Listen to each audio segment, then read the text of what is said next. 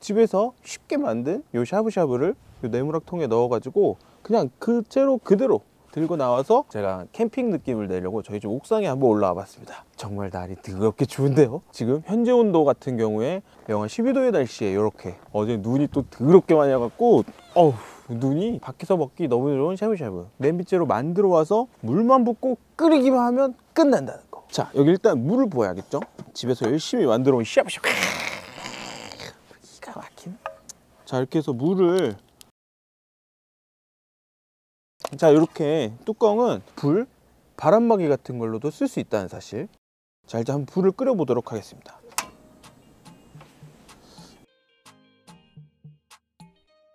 자, 이 네모락 제품 같은 경우에는 이 락을 걸어서 했을 때는 압력밥솥처럼 쓸 수 있기 때문에 밥이라던가 고구마라던가 찜 요리에도 간편하고 먹기 편하게 되어 있다. 밀폐돼서 닫을 수 있기 때문에 드시던 음식을 잘 닫아서 냉장고에 넣어서 보관도 가능하다라는 점. 그리고 배달 음식이나 이런 거 시켜 먹을 때 플라스틱으로 이제 오거나 이런 게 이제 환경적인 것도 좀 그렇고, 그리고 또 뜨거운 게 이렇게 플라스틱에 담겨져 오는 것도 조금은 찜찜하잖아요. 그래서 이제 조금은 귀찮더라도 이걸 이제 들고 가서 여기에다가 테이크아웃을 해올 수 있다라는 거. 그럼 정말 환경도 아끼고 내 몸도 아끼고 일석이조의 효과가 있지 않나. 캠핑을 갈 때 정말 특히 좋은 것 같아요. 요즘 차박하시는 분들도 많고 캠핑하시는 분들도 정말 많을 텐데 요리를 제대로 할 수 없는 환경이 많잖아요. 기구라던가 재료 같은 거 다 해서 또 거기서 다시 요리하고 이러려면 힘드니까 아예 이렇게 집에서 다 만들어 가서 거기선 끓여만 먹는 거죠. 캠핑장에서 샤브샤브가 웬 말입니까?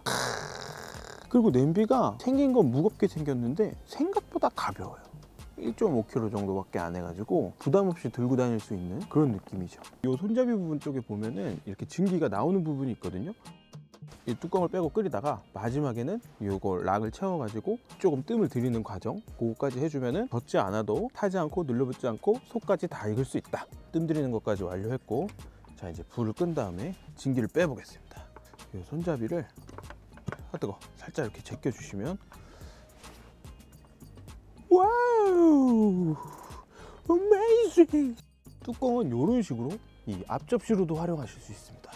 와우, 당면, 고기도, 와, 잘 익었어, 잘 익었어, 잘 익었어.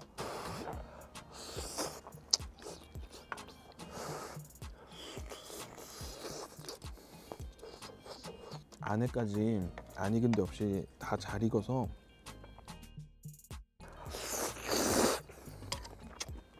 와, 기가 막힌다. 고기는 아까 한 것처럼 역시 한번 재우고 해야 고기가 간간하니 아주 맛있습니다. 이게 캠핑 때 사용하기가 너무 좋은 게 이게 먹다 남았다 이대로 싸가지고 집에 가면 된다는 거. 그럼 안녕히 계세요. 안녕하세요. 달콤한 요리 채널 슈가풀입니다. 오늘도 역시 중소기업 소상공인분들의 좋은 제품을 소개하고 홍보해드리는 시간으로 돌아왔습니다. 이번에 소개할 제품은 바로 에어로셰프의 더치 오븐형 냄비인데요. 오븐형 냄비? 아마 처음 들어보셔서 생소하게 생각하는 분들이 많으실 텐데요. 일반적인 냄비처럼 아랫면만 열이 전달되는 것이 아니라 냄비에 공기층이 있어 바닥뿐만 아니라 전체적으로 열을 골고루 퍼지게 하는 입체 가열 방식의 아주 독특한 냄비입니다. 일반 냄비는 밑면을 중심으로 열을 전달하기 때문에 수시로 저어주거나 뒤집어주지 않으면 음식이 타거나 눌러붙는 경우가 많습니다. 특히 생선이나 양념고기 같은 경우는 자주 뒤집어주거나 저어주지 않으면 냄비에 붙어서 아주 새카맣게 타버리곤 하는데요. 냄비에 공기층이 있는 에어로셰프 냄비의 경우 냄비 바닥면을 직접적으로 데우지 않고 공기로 냄비 전체를 데워서 마치 오븐처럼 음식을 조리할 수 있기 때문에 양념갈비나 생선 등 타기 쉬운 요리들도 저어주거나 자주 뒤집어주지 않아도 놀랍게도 음식이 타거나 눌러붙지 않습니다.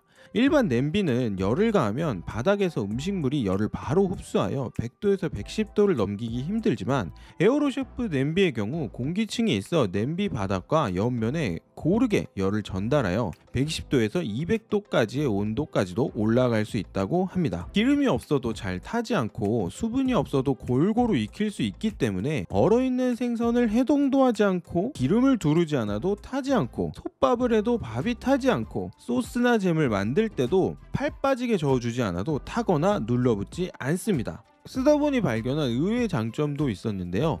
냄비 뚜껑 손잡이를 이용해서 뚜껑을 세워둘 수 있었습니다. 냄비 뚜껑을 어디다 둬야 되는지 몰라서 이렇게 막 허둥대다가 당황한 적이 있지 않으신가요?